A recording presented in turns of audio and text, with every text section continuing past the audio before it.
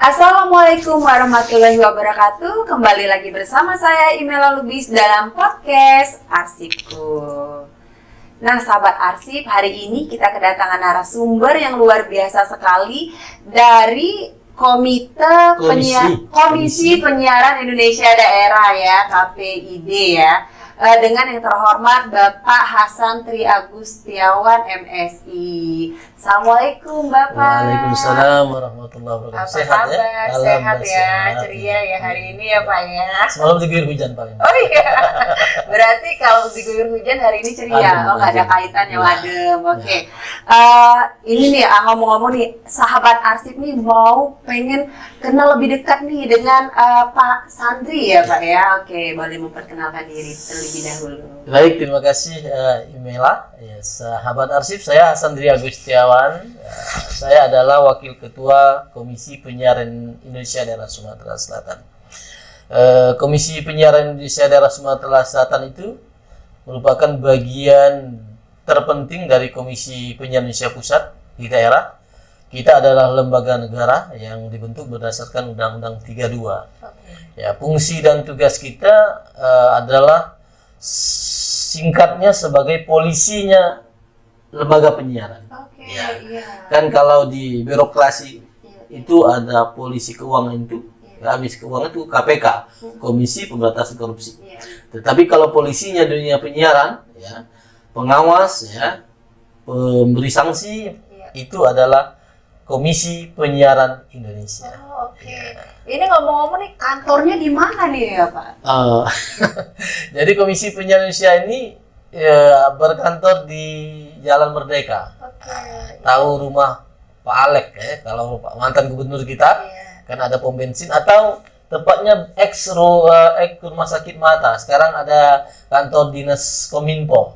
Kita iya. satu atap dengan dinas Kominfo. Kominfo di Provinsi. depannya, kita Oke. di belakang Kominfo. Oh, berarti di belakangnya Ya. Dinas Kominfo Provinsi ya Pak ya? Ya.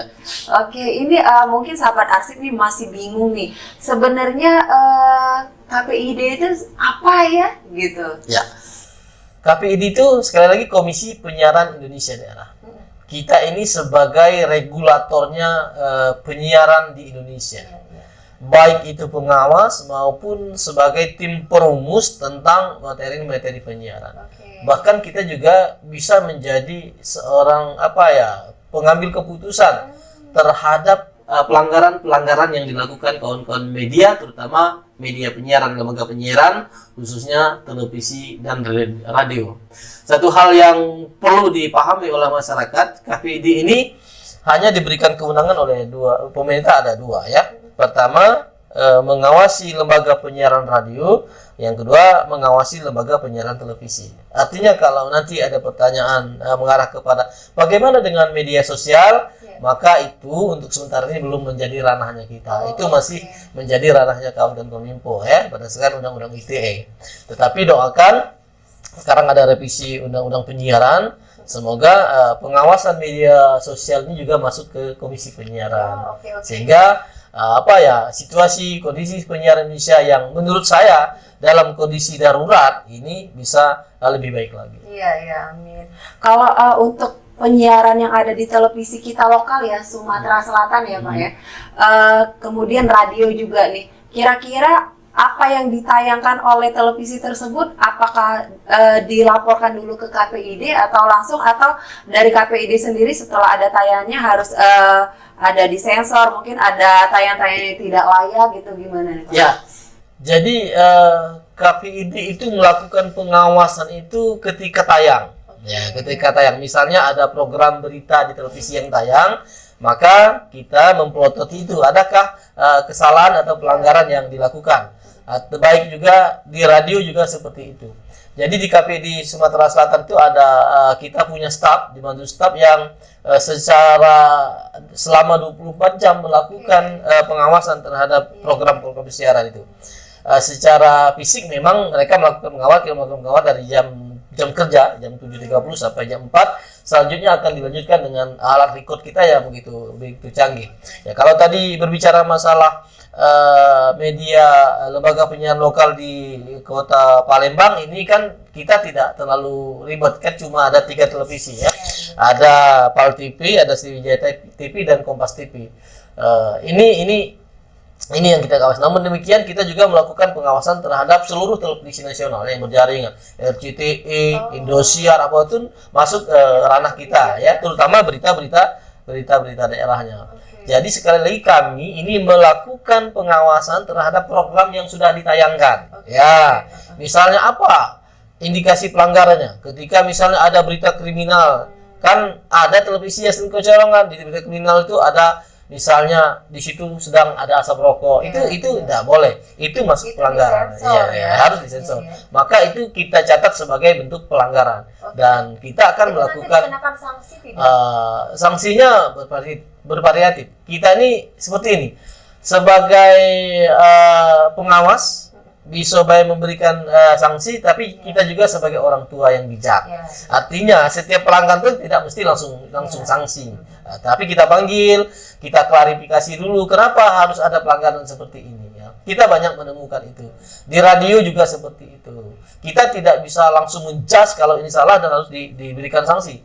Tetapi kalau di radio ini kan minim sekali nih pelanggarannya. Paling kalau radio ini jam tayang iklan. Ya, jam tayang iklan dewasa. Iklan dewasa kan iklan yang ada jamnya. Ya, ada jam. Kalau iklan dewasa itu kan harus ditayangkan pada jam 10 tengah malam. Ya, tapi ada beberapa radio yang masih melakukan itu dengan alasan permintaan memasang iklan. Maka itu kita juga lakukan klarifikasi, kita minta untuk tidak melakukan itu lagi, atau kalaupun masih pada jam yang pagi hari itu harus dirubah narasinya. Jadi seperti itu. Jadi kita tidak mudah. Kondisi sekarang ini kan sudah sangat memprihatinkan. Kawan-kawan radio itu kan sebagian besar hidup segan mati tak mau. Bayangkan di Sumatera Selatan itu dari 100 berapa radio, sekarang ada sekitar 75. 35-nya sudah mati. Termasuk yang baru-baru ini di Palembang radio Smart FM itu mati. Kemudian radio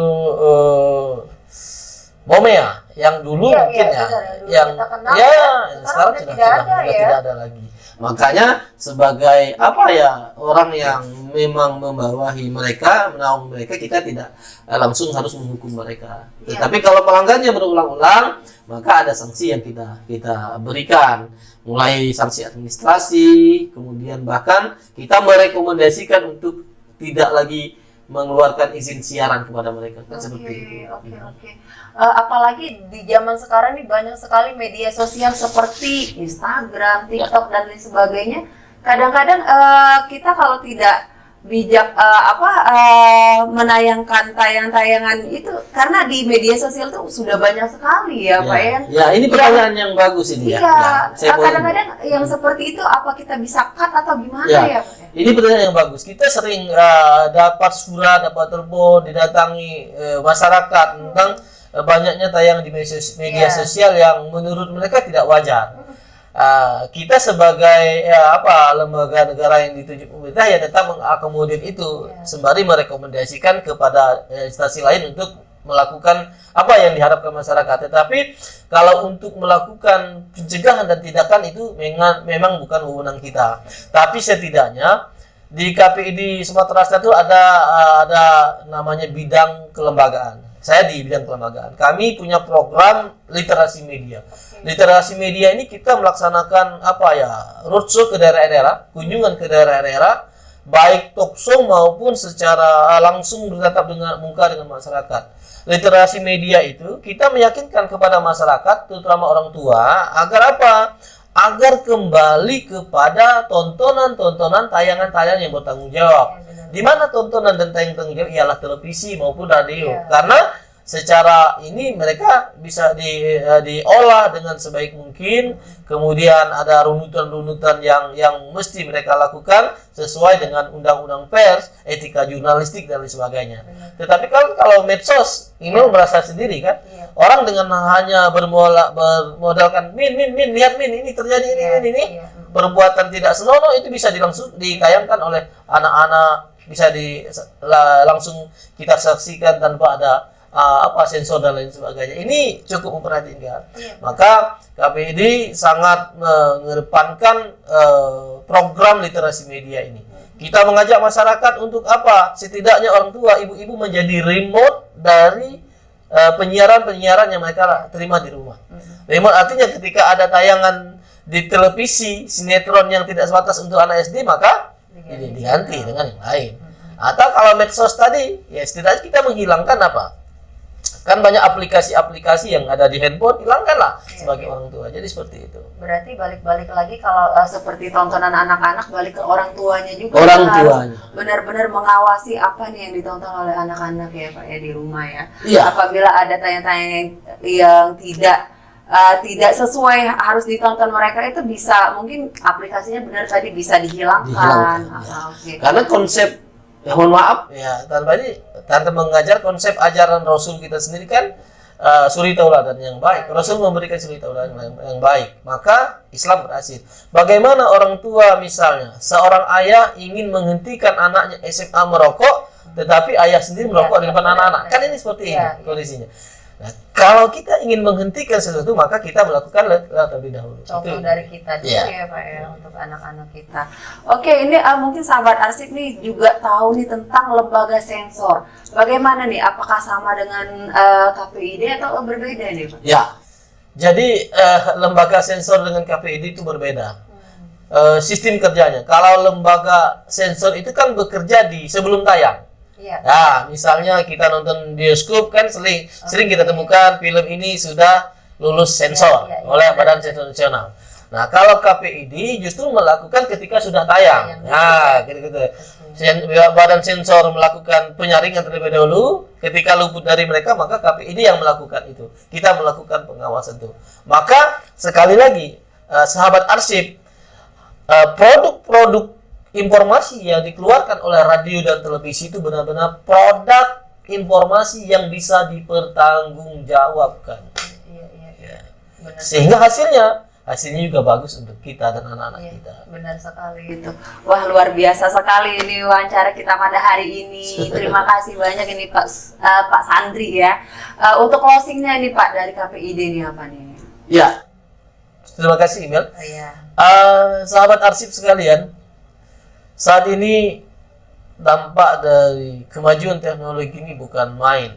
Ancaman serius di keluarga kita adalah media baru, media sosial yang secara etika dan moral semuanya tidak bisa dipertanggungjawabkan. Maka untuk menyelamatkan generasi muda, anak-anak kita, keluarga kita kurangi medsos, kemudian kita kembali menyaksikan tayangan-tayangan lewat lembaga penyiaran, terutama televisi dan radio yang punya pertanggungjawaban. Oke, sukses selalu ini Bapak, sehat selalu ya Pak ya. Nah sahabat arsip, itu tadi wawancara kita pada hari ini. Sampai berjumpa lagi di podcast kita berikutnya. Dan saya akhiri dengan wabillahi taufik wal hidayah. Wassalamualaikum warahmatullahi wabarakatuh. Salam arsipku.